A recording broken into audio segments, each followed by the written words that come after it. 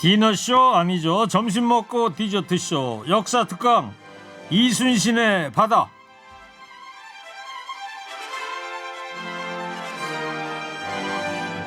이순신 장군 얘기해야 되는데 TBS의 장군 아나운서 나왔어요. 최지은 아나운서입니다. 안녕하십니까, 최지은 아나운서입니다. 자, 오늘 스타 강사 한 분과 함께 할 텐데요. 벌써 많은 분들이 난리가 났습니다. 언제 오시냐고 소개 바로 해드리겠습니다.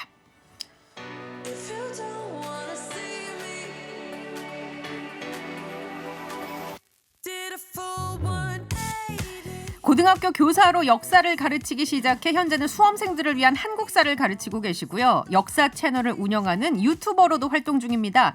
채널 구독자 수가 무려 63만 명, 강의 누적 조회수가 1억 뷰, 저서는 나오자마자 베스트셀러.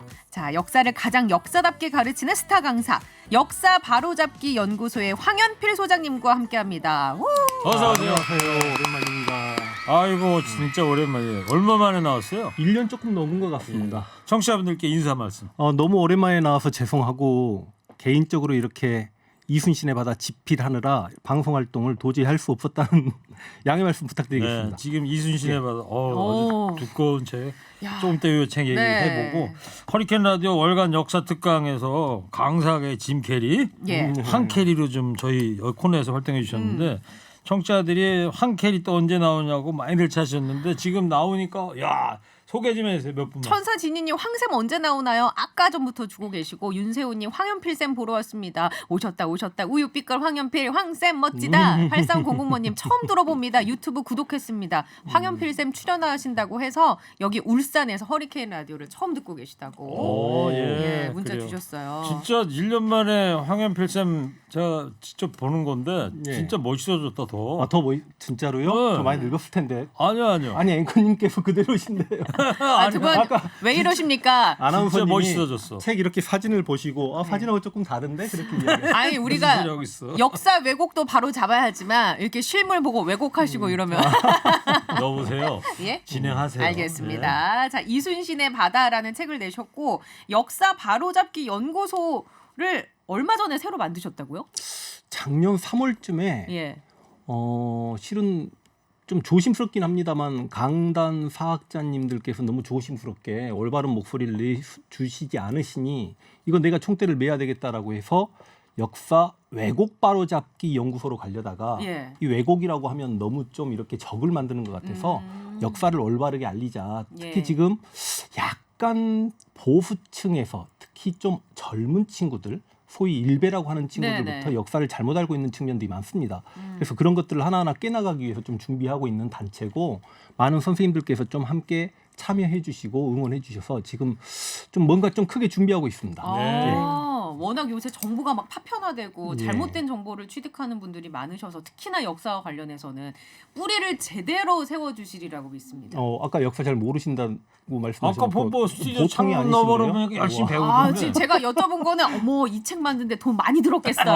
막 칼라책이어가지고 이게 벌써 4만 부가 넘게 팔렸대요. 벌써? 예, 그래서 오늘 청취자분들 질문을 주시거나 뭐 여러 가지 황현필 선생님과 관련된 이야기를 보내주시면 저희가 이순신의 바다 10분께 이 비싼 돈이 들어간 책 베스트셀러 이것을 보내드리도록 하겠습니다. 50원의 유료 문자 샵에 0951 TBS 앱 TBS FM 유튜브 라이브로 들어오셔서 많이 참여해 주시기 바랍니다. 제가 이렇게 쭉 일별을 해봤는데 냉기면서 집에 가서 읽어볼 건데 네. 저도 한 권 주셔가지고 앞으로 이순신 장군의 이제 백과사전 오, 진짜요. 교과서 역사책 같다는 이런 생각이 예. 들 것 같아요. 아유 감사합니다. 자, 이 어떤 책인지 먼저 좀 소개를 좀 해주실까요? 말 그대로 이순신 장군 관련 서적인데 이순신 장군의 출생부터 어린 시절, 뭐 관직 생활, 전쟁 준비 그리고 우리가 임진왜란이라고 하면 1592년부터 1598년까지 7년 전쟁인데 예. 이 7년 동안에 이순신 장군이 실제로 어떻게 이겼나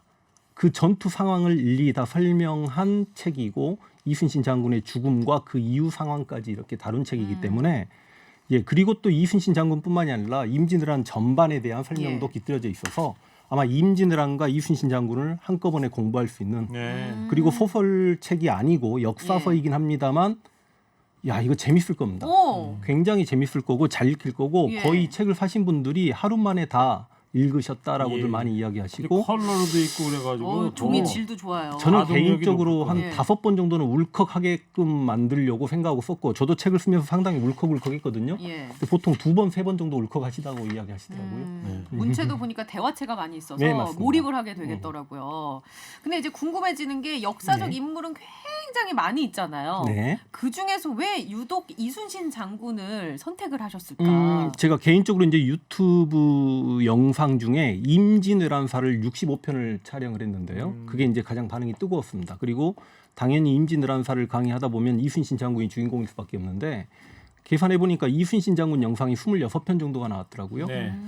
그때 이순신 장군의 전투 상황 하나하나를 다 설명해드리고 그랬는데 임진왜란사와 이순신 장군 관련 영상을 촬영하면서 저도 대한민국의 이순신 관련 역사서는 다 봤다라고 생각을 합니다. 네.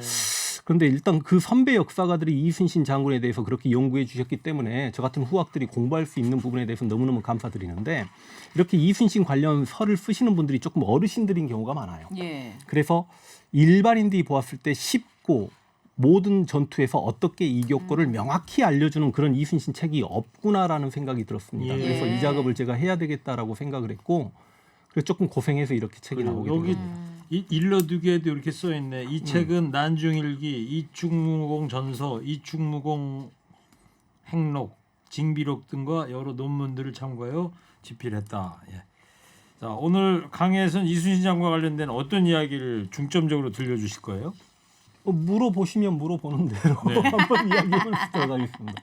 일단은 저 전에 했던 것처럼 네. 한 15분 정도 강의를 먼저 해주시고 강의를 먼저요. 네. 예. 자, 저 강의 15분 강의 듣기 전에 이거 소개해드려야겠네요. 그래도 이건 아니야 님께서 아이고 잘생겼네. 외모는 최민수급이라고. 아이고 고맙습니다. 최민수 씨 좀 듣고 있습니다 지금. 누군가 그러던데요. 최민수와 아이고 누구 사이라고 했는데 이분 말씀드리면 안 되겠다. 누군데요? 방송에서. 누군데요? 서태지와 아이들의 그 이준호 씨 사이라고 이야기하더라고요. 그래서 약간 조금 이미지가 비슷하긴 하네요. 자, 예. 듣겠습니다. 자, 지금부터 충무공 이순신의 바다 저자 황현필 쌤의 강의 듣겠습니다.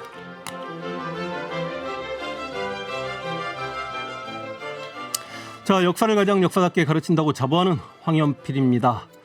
보통 존경하는 인물이 누구냐라고 물어보면 이게 제가 이제 교직생 할 때도 그렇고 학생들이 각자의 답을 했습니다.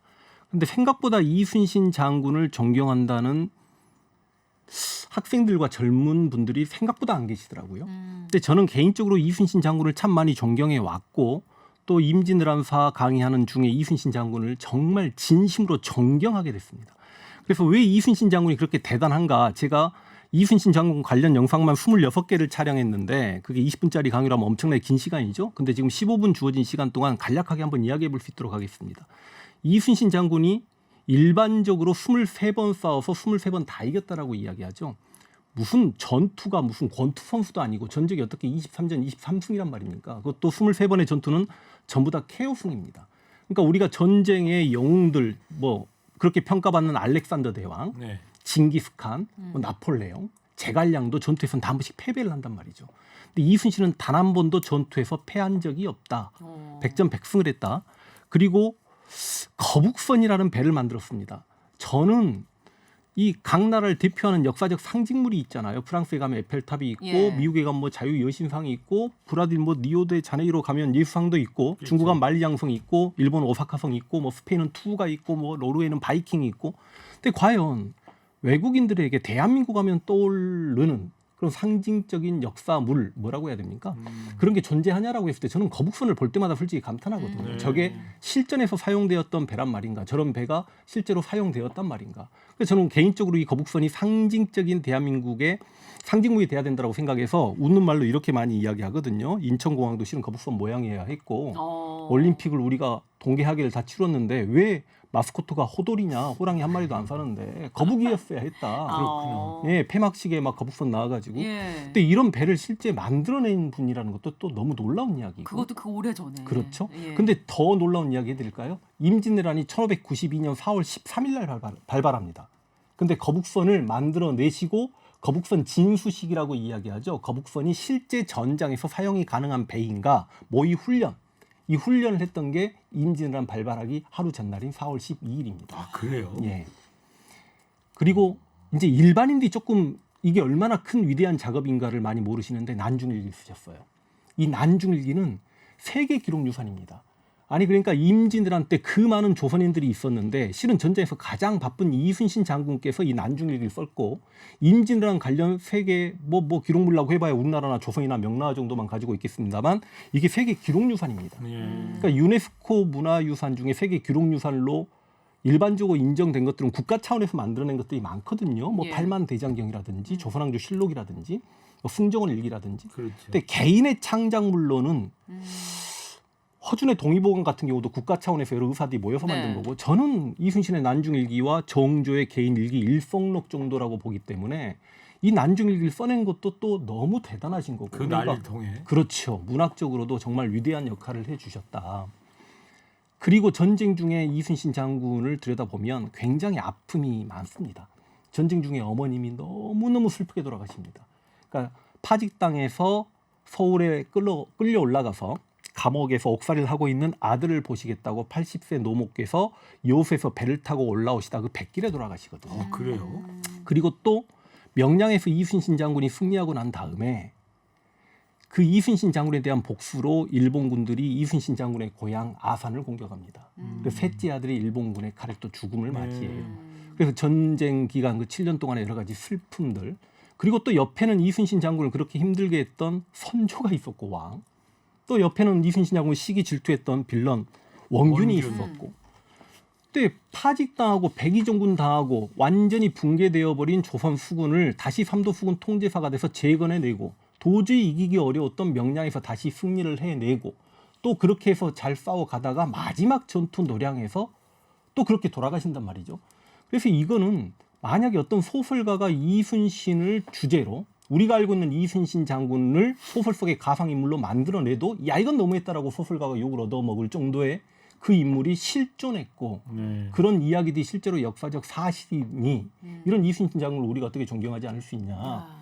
오늘 제가 강의는 좀 짧게 하고요. 예. 뒤에 이렇게 질문들 주시면 제가 예. 하고 싶은 이야기가 많기 때문에 네. 그래서 이순신 장군은 정말 참 미스테리한 인물이었는데 그 미스테리함이 실제 사실임을 밝혀낸 책이 이순신의 바다다라고 네. 말씀드리겠습니다. 알겠습니다. 그러면 강의 여기까지 듣고 지금부터 그러면 저하고 예. 혜진 아나운서 질문들 하고 청취자 여러분들도 질문 문자로 보내주시면 대신 저희가 질문을 해드리도록 하겠습니다. 네, 50번의 유료 문자 샵의 0951 그리고 모바일 TBS 앱이나 유튜브 라이브 채널로 들어오시면 됩니다. 저는 이제 그 전승을 했다고 얘기해 주셨잖아요.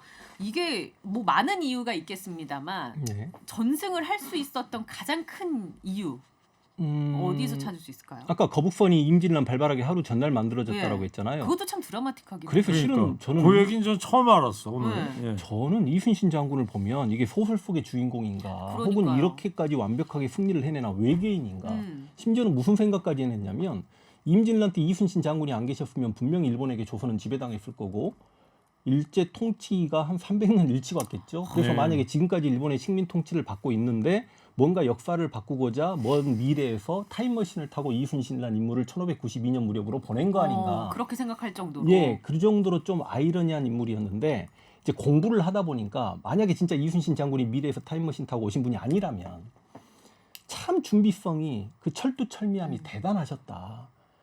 그러니까 본인께서는 이순신 장군께서는 임진왜란 쉽게 이야기해서 일본이 침략할 걸 알고 계셨던 분인 것 같아요. 이게 건조 기간이 그래서- 얼마나 되죠? 그러니까 배? 임진왜란이 발발하기 전에 이순신이 전라 자수사로 임명이 되는데 그 조선의 주력선을 판옥선이라고 합니다. 근데 이 판옥선을 만든다는 게 얼마나 쉬운 일이 아니냐면 이게 좀 이야기가 길어질 수 있는데 예. 남쪽에 수영이 4개가 있습니다. 그래서 왕이 남쪽을 내려다보는 방향이 어떠냐에 따라서 경상 좌수영, 경상 우수영, 전라 좌수영, 전라 우수영인데 전라 좌수영이 나머지 수영들에 비해서 가장 규모가 작습니다. 네. 근데 판옥선 숫자는 다른 수영들보다 압도적으로 많이 가지고 있었거든요. 그러니까 조선란 나라에서는 수군들이 그 역이 너무 힘들다라고 해가지고 쉽게 이야기하면 이게 의무병으로 착출됐는데 공수부대나 해병대 끌려가는 거라고 보시면 됩니다. 그런데 그 수군들에게 판옥선을 많이 만들게 했다는 건 그 노동력까지 쉽게 이야기하면 해병대원을 조선소에 집어넣은 거죠. 네. 네. 그러니까 그러려면 그만큼 리더십이 있어야 되고 통솔력이 대단해야 예. 되는데 그만큼 판옥선을 그렇게 만들어냈다는 게 너무 대단하고 그 판옥선이 자유자재로 움직이려면 제일 배 밑바닥에서 노를 저어야 되는 격군들. 예. 보통 이순신 장군께서는 격군들을 선발할 때 실제로 격군들은 노비가 많습니다. 그 격군들 중에 키가 작고 몸이 이렇게 땅딸막한 친구들을 격군으로 많이 선발을 했고 그 격군들을 피눈물 날 정도로 훈련을 시켰다. 우리가 말이 쉽지 하객진이라는 게 당시 일본군들은 바다 위에서 배들이 저렇게 진열을 정비해가지고 진을 바꾸는 장면을 처음 보거든요.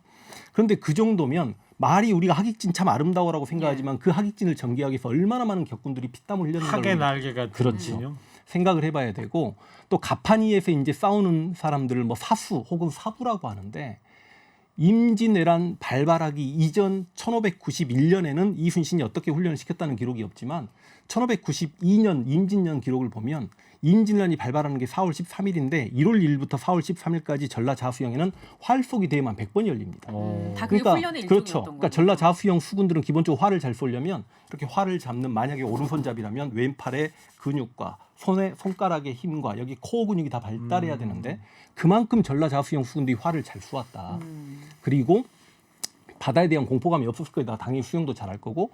그런데 이제 이순신 장군의 초반 전투에서는 먼 원거리 공격, 함포 사격으로 많이 승리를 하는데 이 함포라는 게 천지 현황 그래가지고 천자총통 뭐 지자총통 이런 게 있는데 이게 세종 때와 명종 때 막 이렇게 거치면서 만들어진단 말이죠. 도대체 임진왜란 때 이 이순신 장군 말고 어느 누구도 그 함포를 대량으로 생산해낸 사람이 없어요. 육지에서조차도. 예. 그 함포를 생산해내면 그 함포를 쏘기 위해 포탄이 필요하잖아요. 네네. 그 포탄을 만드는데 또 얼마나 많은 자원이 들어가야 예. 하며 그 함포를 쏘기 위해서 화약이 만들어야 되고 화약이 만들어지려면 염초가 준비돼야 되고 또 그만큼 정확히 함포 사격을 했던 것으로 보아 그만큼 함포 훈련도 많이 했다는 건데 그만큼 하여튼 철도 그렇죠. 철저하셨. 그렇죠. 물자는 물자대로 인력은 인력대로. 문자 좀 소개를 좀 해주세요. 6220번님 황현필 선생님 나오셨군요. 저도 이순신의 바다 이미 다 읽었습니다. 쉽기도 한데 이렇게 모든 내용을 다 담을 수 있었는지 정말 놀라웠어요. 읽으면서 어찌나 생생하게 이입이 되던지 어떤 부분은 슬퍼서 어떤 부분은 감동받아서 울었습니다.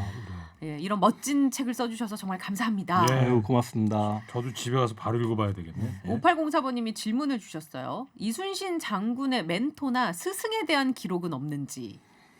이순신 장군이 참 대단하신 게 이순신 장군이 전라자수영일 때 이순신 장군보다 나이가 30살 정도 많으신 정걸라는 장군이 계십니다. 실은 그분이 당시 조선의 판옥선을 만드신 분이기도 하고 그러니까 30년 전에 전라자수사, 전라우수사를 역임하신 분인데 이순신 장군께서 그분을 모셔놓고 진중해.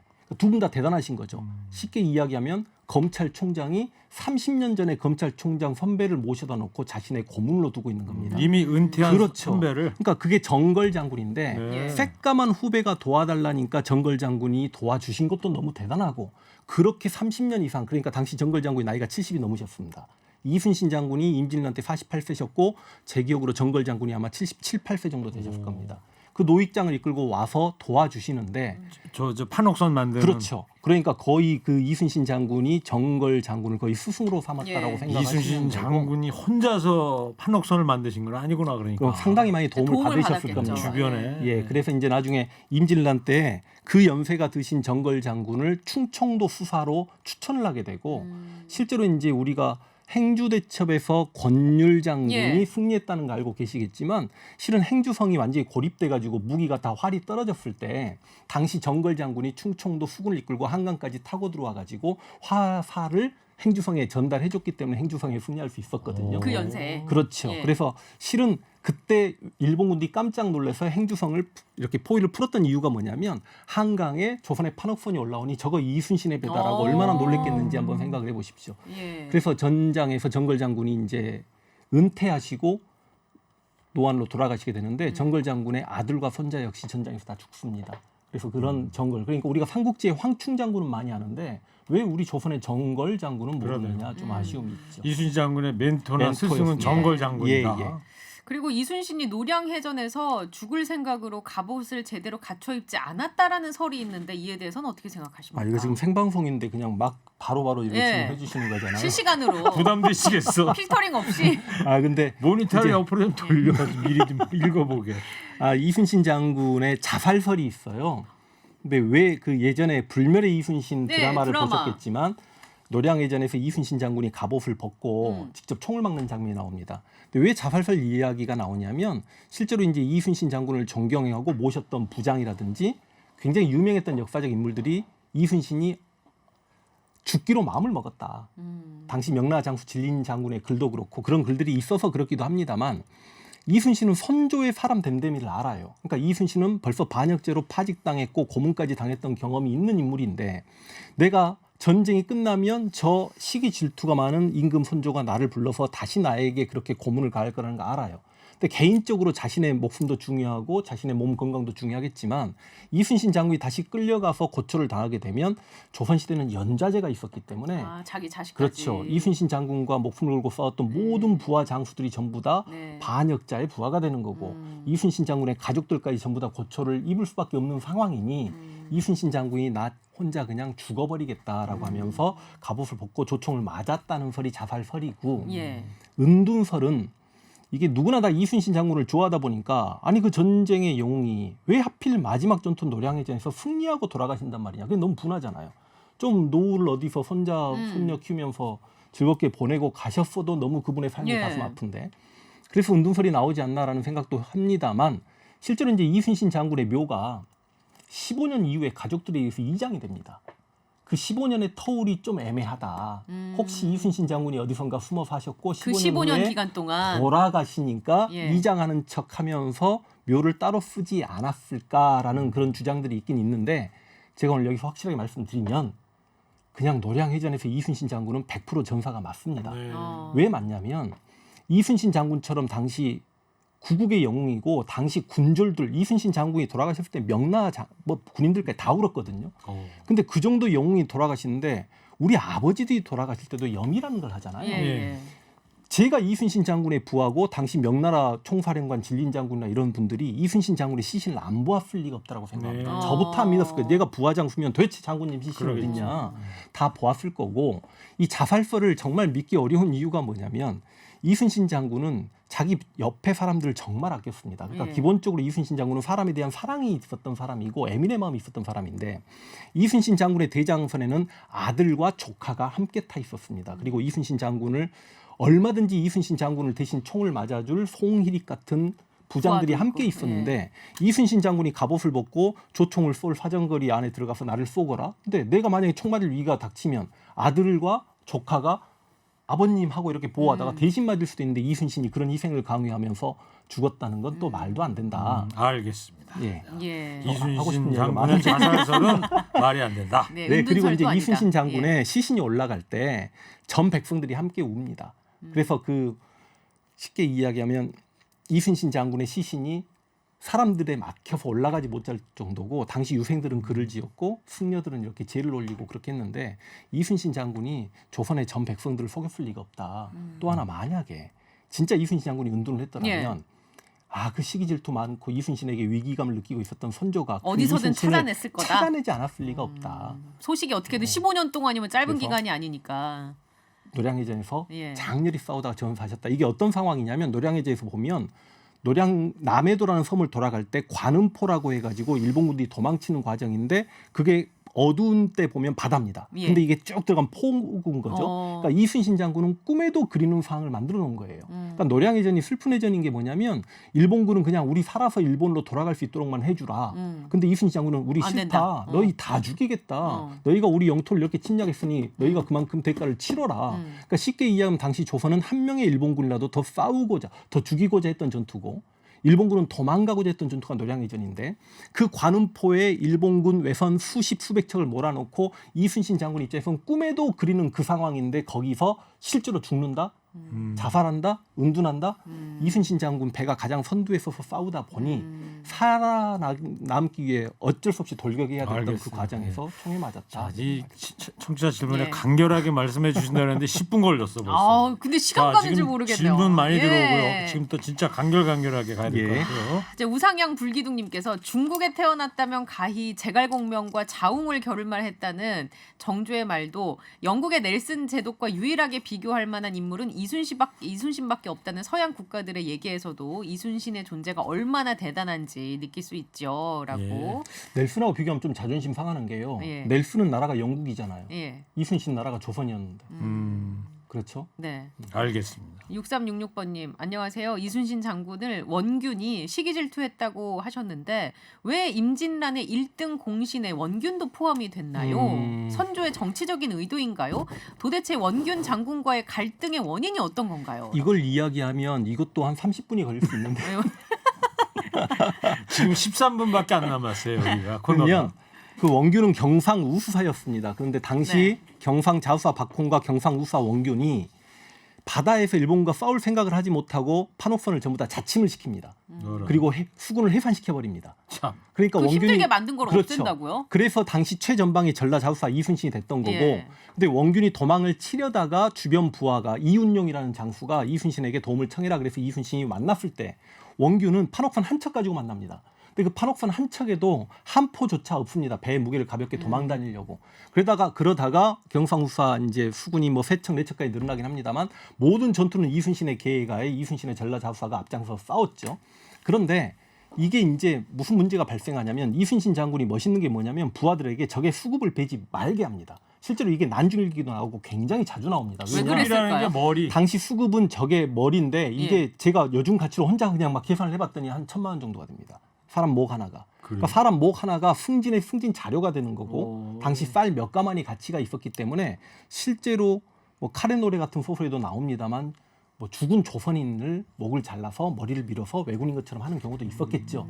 그런데 이순신 장군은 수급을 베지 말거라 내가 너희들의 공로를 다 보고 낱낱이 주상전하에게 고할 테니 한 척의 일본선이라도 더 깨고 한 명의 일본군이라도 더 죽이는데 주력을 하거라라는 명령을 내려요. 그러니까 목을 베지 말고 그렇죠. 그 시간에 한 그렇죠. 명이라도 더 죽여라. 근데 이순신 장군이 그렇게 전투를 이기고 승리해 놓으면 원균은 그때부터 수급을 주우러 다닙니다. 이게 진짜입니다. 진짜입니다. 아 본인이 그걸 그럼요. 인정받기 위해서. 그래서 이걸 이제 중앙정부에 올려 보내죠. 그러다 보니까 이순신은 함선도 많고 그런데 굉장히 전쟁에 소극적이고 조심스러웠던 반면에 원균은 판옥선도 몇 척 안 된다는데 용감하게 가장 앞장서 싸운 거 아니냐라는 오해를 사람들이 수급을 하게 가장 되는 많이 건데. 갖다 배다 줬나 보죠. 그렇죠. 근데 원균은 당시 이순신 장군보다 나이가 5살 많고 죽을 때도요 뚱뚱해서 제대로 걷지도 못했다라는 기록이 나와요. 그러니까 무력이 강했던 장수도 아니기 때문에. 승진에 대한 욕심이 좀 많았나 그렇죠. 보네요. 그래서 하여튼 임진란 1등 공신에 원균이 포함이 됐던 겁니까? 그 1등 공신은 선조실록에 보면 분명히 1등 공신에 올라갑니다. 근데 선조 수정실록에 보면 왜 1등 공신에 올리나 하는 내용도 조금 나오는데 그만큼 시기질투가 심했던 이순신에 대한 시기질투가 심했던 선조가 패장이었던 원균을 1등 공신에 올려놓으면서 이순신의 그 영광됨을 약간 깎아먹으려고 하는 측면이 분명히 있었다. 희석시키려고. 그러니까 이렇게. 1등 공신이 아니라 저는 임진왜란사를 뛰어넘어 우리 역사를 통틀어서 최악의 인물을 한 명 꼽으라라고 하면 저는 원균을 꼽겠습니다. 아 그래요. 그 정도로 최악의 인물이었거든요. 근데 이 원균에 대한 재평가 작업을 하고 있는 사람들 보면 치가 떨립니다. 원시성을 가지셨으면 우리 할아버지가 이렇게 잘못하셨지만 우리라도 똑바로 살겠다라고 이야기해야지. 아 그냥 움직임이 있나 보죠 원균. 아주 심합니다. 평택에 가면 원균 사당부터 시작해가지고요. 예. 그다음 뭐 공영방송 뭐 역사 관련 프로그램 다루는 데서도 원균 장군이 조금 억울하다 이런 식으로 나오는데 공부한 저 입장에서는 이건 죽었다 깨나도 못 봐드리겠고 알겠어요. 원균은 정말 비난받아도 할 말이 없는. 이게 이순신 장군을 좋아해서가 아니라 조금만 더 붙이면 임진란 7년 전쟁 중에 정유재란이라고 있습니다. 예. 그 정유재란이 실은 원균 때문에 일어난 전쟁이에요. 그러니까 그 강했던 조선의 수군을 칠천량에서 완전히 원균이 괴멸을 시켜버림으로 인해서 일본군이 다시 침략할 수 있었고 빌미를 제공했군요. 그럼요. 임진왜란 때만 하더라도 조선 팔도에 대한 지배자를 각각 인정해놨기 때문에 일본의 다이묘들이 조선인을 많이 죽이지 않습니다. 그러니까 초창기 동래성이나 부산성은 다 백성까지 죽였지만 자신이 통치해야 될 땅이라고 생각했기 때문에 조선인이 초창기에는 친일파가 많이 나옵니다. 이걸 순외자라고 해요. 근데 1597년에 다시 일어난 정유재란 때는 토요토미 히데요시가 조선인을 무조건 죽여라, 다 죽여라. 분노감 때문에 명과 휴전 협상에 실패했기 때문에 그래서 그때부터 조선인을 보면 귀를 베고 코를 베고 그랬거든요. 그 잔혹했던 정유재란이 바로 원균의 칠천량해전의 그 바보 같은 패배 때문에 시작됐다는 걸 알아야 해서 그래서 제 책에도 막 그런 사관의 기록 내용이 나옵니다만 예. 정유재란 때 이런 내용이 나와요. 몇 페이지예요? 291페이지에 보면 예. 일본군 승려 케이넨이 쓴 정군 일기를 보면 들도 산도 섬도 죄다 불태우고 사람을 쳐 죽인다. 산 사람은 철사줄과 대나무통으로 목을 묶어서 끌고 간다. 조선 아이들은 잡아먹고 그 부모는 쳐 죽여 갈라놓는다. 마치 지옥의 귀신이 공격해 온 것 같다. 그런 표현이 291페이지에 있고요. 일본군 숙녀 케이넨이 쓴 네. 종군 일기네요, 이게. 293페이지에 보면 예. 어떤 이제 사관이 논평을 했어요. 한 페이지에 다 있는데 한 번만 읽어드리겠습니다. 선조실록. 원균란 사람은 원래 거칠고 사나운 하나의 무지한 인로 당초 이순신과 공로 다툼을 하면서 백방으로 상대를 모함해 결국 이순신을 몰아내고 자신이 그 자리에 앉았다.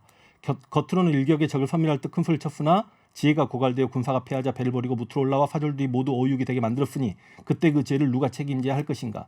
7천량에서 한 번 패하자 뒤이어 호남이 함몰되었고 호남이 함몰되고 나서는 나라의 일이 다시 어쩔 수 없게 되어버렸다. 시사를 목도하건대 가슴이 찢어지고 뼈가 녹으려한다. 네, 요 얘기가 선조실록에 다 들어가 있는 예, 얘기. 예. 아 여기 사진이 이게 원균묘가 평택에 있군요. 예, 평택에 있습니다. 아 이게 그렇구나. 다 처음 하네. 예. 평택에 원균묘가. 그러니까 역사가 이렇게 반복되지 않도록 우리는 또 이거를 지켜야 나갈 의무가 있는 것 같습니다. 예. 1723님께서 이순신 장군을 네. 10만 원권으로 만들어야 합니다. 이렇게 훌륭하신 분을 500원으로 하면 안 되잖아요. 조폐공사에서는 앞으로 10만 원권 만들 때는 꼭 이순신 장군을 넣어주시 바랍니다. 화이팅! 뒷면은 노량 해전을 넣어주고요. 좋은 아이디어입니다. 좋은 아이디어십니다. 4820번님, 이순신 장군님은 어떤 기회로 낮은 관직에서 순식간에 전라 좌수사가 된 걸까요? 라고. 원래 전라좌우사가 이제 종이품 혹은 정삼품 정도 됐는데 그 전에 종사품 그러니까 지금의 대령급까지는 승진을 하신 적이 있습니다. 그런데 이래저래해서 좀 백의종군을 실은 2번 당하시거든요. 파직이 되시고 그러다가 이제 일본이 침략해 올 걸 예상했던 유성룡이 징비록의 저자 유성룡이 이순신과 고향도 갖고 그랬기 때문에 이순신을 추천을 하게 된 거죠. 근데 너무 이게 낙하산 인사라고 보기에는 문제가 있는 게 이순신은 종사품의 만호직을 벌써 2번이나 역임을 했기 때문에 근데 만약에 이때 이순신이 전라 좌수가 안 됐으면 어떠했을까가 끔찍하기도 한데 원래는 이순신을 처음에는 경상 우수사에 유성룡이 추천을 합니다. 와 이순신이 경상 우수사였으면요 임진왜란이 아니라 건너오던 적들이 바다에서 이순신에게 깨졌을 거고 그러니까 아예 그냥 진 그렇죠. 자체가 그냥 뭐 임진 불가능한. 외변 정도로 잠깐 끝날 수 있는 상황이었고 일부는 다른 지역을 통해서 상륙했다손 치더라도 한반도의 전진기지 부산을 확보하지 못함으로 인해서 꼭 그 일본군들이 빨치산처럼 조선 땅에서 고사되어 죽어갈 수밖에 없었다. 네. 그러니까 근데 당시 사관원에서 예. 이순신이 전라 우수영이 돼서는 안 된다라고 막았던 게 오히려 천추의 한이 된 거고. 아, 참 이거 듣다 보니까 시간이 어머 이거 벌써 이렇게 됐는데 저 개인적으로 이게 책 보다 보니까 이 책이 모든 전투를 시간순으로 예, 쭉 맞습니다. 나열을 했고 예, 모든 부대 이동 경로가 보면은 다 있습니다. 이렇게 그림으로 들어가 있어요. 3D 그림인가요? 이거 어쨌든 지도 하나 작성하는데 예. 죽는 줄 알았습니다. 이 지도가 그게 실제 엄청 상황을 다 담은 자세하게 보니까 개수도 이런 많아서 지도는 비쌉니다. 인용한 게 아니고 요번에 다 고증을 통해서 직접 제작을 하신 그 거예요? 현충사 관리소에서 일반 지도는 한 절반 정도 지원을 받았고 네. 나머지는 이제 부족한 건 저희가 어우. 추가를 한 거고 예. 입체 그림은 입체요, 입체. 그 지도를 실제로 만들어내면서 전투 사항을 제가 계산한 것과 더불어서 다 만들어낸 거죠. 이게 그리고 예. 제가 언뜻 보니까 예. 이 지도 옆에 페이지에는 현재 실사 사진을 촬영을 해서 예, 실사 올려놨네요. 사진도 예 많이. 네. 이렇게 되면 입체적으로 독자들이 아 여기가 요 장소고 그렇구나 예, 현재 예. 모습과 예. 예. 가장 중요한 곳은 비교해서 사진을 딱 찍었습니다. 알기 쉬울 것 같아요. 이게 지도만 해도 50개가 여기 들어가 있다고 하는데 칼라예요. 그리고 여러분 이게요 흑백이 아니라 모두 칼라로 그냥 잡지 느낌처럼 뭐랄까 이렇게 생생하게 담겨져 있어서 너무 이거 책 이야기를 많이 지니까 아니, 제가 민망해서 돈 많이 들었겠어. 이거 지금 몇 쇄에 몇만 부, 4만 부 나갔다고요? 조금 나갔어. 아 예, 갑자기 조용해지시네. 아 이미 베스트셀러죠. 지금. 네. 어, 저기 이게 얼마나 아니 똔똔 되려면 얼마나 일주일간 예스 입사 1등했습니다. 국내 종합 예, 아니면 종합에서요. 종합에서 1등? 예, 일주일. 예스에서요? 이게 우리 구독자들의 힘이고요. 그럼 네, 손익분기점 넘어간 겁니까? 저희가 이 이순신의 바다가 잘 돼야 예. 이제 우리 역사버려잡기 연구소에서 계획하고 있는 이게 아무래도 많이 대중적으로 팔리기 힘든 역사서들을 저희가 만들 작업을 하고 있기 때문에 저는 그 자본을 지금 마련한 거죠. 지금 이 종이도 이거 무슨 미생 비싸요. 모조지라고 그러나 이거 이거 두꺼운 칼라 미생 보여요. 모조이보다 조금 비싼 더 이게 비싸요. 뉴플러스 제작비가 많이 네. 들어가지고 몇 도예요, 몇 도? 2분 포인트 사도. 달성하려면은 조금 더 있어야 될 것 같아요. 예. 123호님께서 이런 질문을 해주셨어요. 송상현 장군에 대해서는 어떻게 생각하시나요? 동래성 전투 근데 예. 너무 대본 외의 걸 막 물어보시는 거예요. 저희가 원래 이래요. 송상현 장군이 마지막에 이제 돌아가실 때 아니 실은 고니 씨가 길을 비켜달라. 그러니까 길을 비켜주기는 어렵다. 그리고 마지막 동래성이 점령당할 때 왕이 있는 궁궐을 향해 간복을 입고 절을 하고 자결하신 장군. 아니요 자결하지 않습니다. 조총 맞아 죽습니다. 그러다 보니까 당시 일본의 선본장이었던 고니 씨가 조선에 이런 충신이 있었구나 하고 이렇게 장례를 치러줬다는 기록이 있고 그렇거든요. 근데 그런 측면에서 이순신 장군이 정말 대단한 게 이 말씀만 하나 더 드리겠습니다. 이순신 장군은 백의종군 이후에 그 다 망해버린 조선 수군을 재건해내고 삼도수군 통제사직을 받아들였습니다. 근데 그 삼도수군 통제사직을 받아들인 게 과연 누구를 향한 충이었냐? 임금을 향한 충이었냐? 그게 결코 아니었다는 거죠. 왜냐? 명량해전에 승리하고 나서 이순신 장군은 지방간임에도 불구하고 임금에게 충성을 맹세하는 망궐례라고 합니다. 이걸 드리지 않아요. 당시 조선의 망궐례? 망궐례, 망궐, 궐을 궁궐할 때 바라보는 궐. 예의? 예. 이걸 드리지 않으면 당신은 그게 쿠데타입니다. 근데 이런 것 때문에 이순신 장군이 그때 죽을 수도 있었다. 억지로 죽었다 이런 말이 나오기도 합니다만 그 이순신 장군이 망골례를 드리지 않았음에도 불구하고 삼도수군 통제사가 됐던 건 오로지 국가에 대한 충과 백성을 민의. 사랑하는 마음, 애민의 마음. 이순신 장군은 전투 중에 전사자가 나오면 네. 실제로 시신을 배에 실어서 부하들을 딸려보내서 장례까지 다 치러주거든요. 수장. 예, 그리고 예. 격군들 로비들 이름까지 다 붙여줍니다. 이름을 붙여준 옛날 로비들은 이름이 없어요. 그쵸. 근데 이름을 붙여준 이유가 뭐냐면 혹여나 공을 세우거나 그러니까. 아니면 전사했을 때 그걸 기록을 남겨야 돼서 그래서 그만큼 애민의 마음이 정말 있었다. 인품도 훌륭하신 분 같아요. 이분은. 조금 전에 이제 백의종군 인품은- 나왔는데 인품은 그러니까 그게 아니라 한편 생각하면 지금 젊은 친구들이 봤을 때는 정말 심한 꼰대. 근데 그 꼰대적 마인드가 개인의 이익을 위한 꼰대가 아니라 오로지 국가와 백성을 바라보는 그 꼰대적 마인드. 네. 정말 이게 정말 너무 좀 심할 정도로 타협을 불가합니다.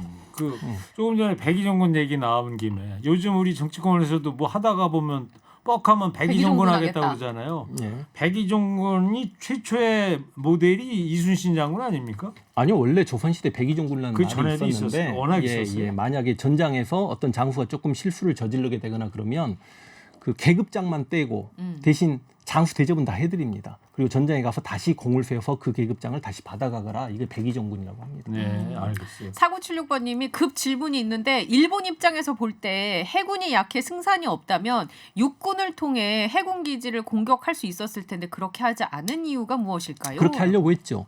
이순신의 후방을 공격하려고 일본의 장수 중에 가장 힘이 셌던 고바야카라든지 예. 이런 친구들이 그 배후를 공격하려고 했습니다만 이게 또 제가 임진란사를 공부하면서 정말 발굴해낸 인물이기도 한데 황진이라는 분이 계십니다. 그래서 당시 임진란사에 바다에서는 이순신, 육지에서는 황진 이런 분이 있었는데 외자입니까? 황진? 황진입니다. 그래서 제가 황진 장군을 굉장히 유튜브에서도 강하게 이야기했고 그래서 황진 장군 관련 영화까지 제작에 지금 준비가 좀 들어가고 있거든요. 그래요? 예, 제작사님께서 오셔가지고 너무 감동받았다. 그래서 지금 역사를 좋아하신 분들에게 황진이 알려지게 된 계기는 실은 황현필 때문입니다. 근데 아이러니하게 왜 하필 황씨냐고요. 그러니까 사람들이 저의 진심을 안 믿어주셔서 오해를 하십니다. 황진 장군 네. 진짜 오늘 처음 듣는 게 한두 가지가 정말 아니네. 대단하십니다. 예를 들어서 제가 이 책에도 언급했습니다만 그게 다 고증이 남아 있는 거예요. 저에게 예. 임진란 7년 동안에 가장 가슴 아프고 가장 위대한 전투는 무슨 전투인가라고 물어보면 저는 무조건 제2차 진주성 전투라고 이야기합니다. 그러니까 자, 진주성. 우리가 1차 진주성 전투에서 예. 김시민 장군을 이야기하잖아요.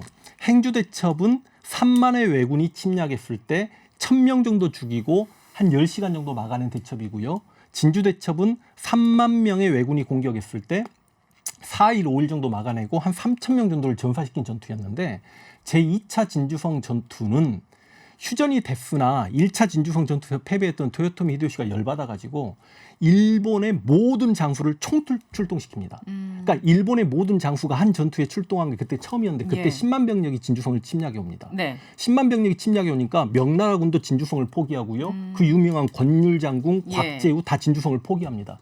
이때 진주성을 지키겠다고 들어갔던 분이 황진, 김천일 이런 분들이거든요. 근데 이분들은 그럼 역사적으로 다시 평가받아야 되는 거 아닙니까? 황진은 저 실록 기록을 보고 깜짝 놀란 게 예. 황진이 하필 1592 92년 1593년에 일찍 돌아가셔서 좀 덜 묻혀진 부분이 있는데 어떤 역사적 인물이 유명해지려면 그 역사적 인물의 고향이 어딘가가 상당히 중요합니다. 네. 예를 들어서 조심스럽긴 합니다만 곽재우의 고향이 경남 의령입니다. 삼성 고향이죠. 아. 그런 부분도 있는 거고 후손들이 얼마나 잘 됐냐 그러니까 혹은 좀 집안 정친이 예. 얼마나 잘 예. 됐냐가 중요한데 이분은 저는 어디- 집안이어서는 집안이긴 한데 예. 장수왕 씨긴 한데 네.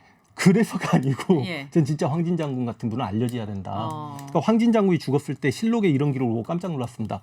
우리나라 장수 중에 중국의 역사 속에 나올 만큼의 영웅력을 갖추고 있는 유일한 장군이다? 장수가 죽었다. 근데 실제로 황진은 그렇게 싸워요. 그러니까 임진란 중에 예.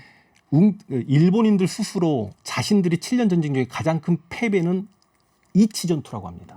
실은 그 이치 전투를 이긴 게 황진이에요. 그렇구나. 이치에서 황진이 이겼기 때문에 이순신의 후방이 공격당하지 않은 예. 겁니다. 근데 그 이긴 게 그냥 수성전에서 이긴 게 아니라 알겠습니다. 백변전에서 날라다녔다. 1437번님도 저는 이순신 장군님 집안인 덕수이 씨라고 이분은. 어우. 충무공과 율곡 두 분 모두 덕수이 씨인데 두 분은 교류가 있었을까요? 집안 행사 이런 거 같이 그래서 참여하고 이런 거 없었을까요? 이순신 장군이 사회성이 그만큼 사회생활하기 좀 힘드신 분이었던 게 예.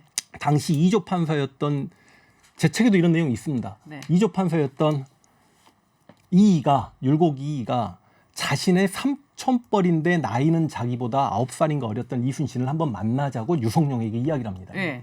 이조 판사면 인사권이 있는 분이니까 이순신은 당연히 만나야 되는데 내가 이렇게 인사권이 있는 이조 판사를 지금 만나면 사람들이 나를 뭐라고 할 것인가라고 거절한 기록이 나옵니다. 그래서 두 분의 만남이 어그러진 거죠. 집안에 모임이 없었다. 뭘 물어봐도 그냥 바로바로예요. 예. 네. 8536번님 저는 중식당을 운영하는데 신 메뉴를 만들다가 전복과 낙지를 넣고 만든 짬뽕이 만들어지면서 이름을 정할 때 뭘로 해야 하나 이순신 장군 못지않은 고민을 하다가 지은 이름이 명량 짬뽕입니다.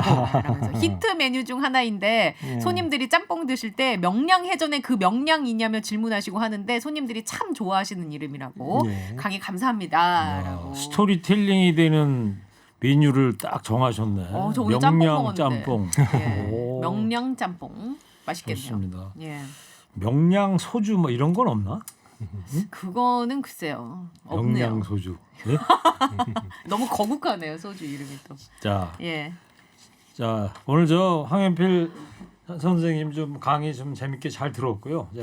저희가 책 10분 받으실 분을 뽑았거든요. 끝번호 잘 들어보세요. 황현필 선생님의 저서 이순신의 바다 받으실 분들입니다. 4820번님, 0005, 6465, 컨택트 21, 그리고 2116번님, 8356번님, 8816번님, 4510, 까망2님, 그리고 4836번님 이렇게 10분께 저희가 책 보내드리겠습니다. 네, 자 마지막으로요. 이순신 장군을 우리가 후손들이 존경해야 하는 이유. 일단 전쟁 영웅이고 그런데 그 굉장히 정의로움과 그 용기 이런 건 우리가 후손이니까 당연히 본받아야만 하지만 개인적으로 저는 정말 백성을 사랑하는 마음이 이순신 장군에게 있었다. 실제로 전투 중에 일본의 외선을 격파시킬 때도 그 외선 안에 조선인 포로가 있을 수 있으니 항상 유의하거라라고 명령을 내린 부분이라든지 실제로 어떤 해전에서 외선을 격파시키면 꼭 한두 척을 살려둡니다.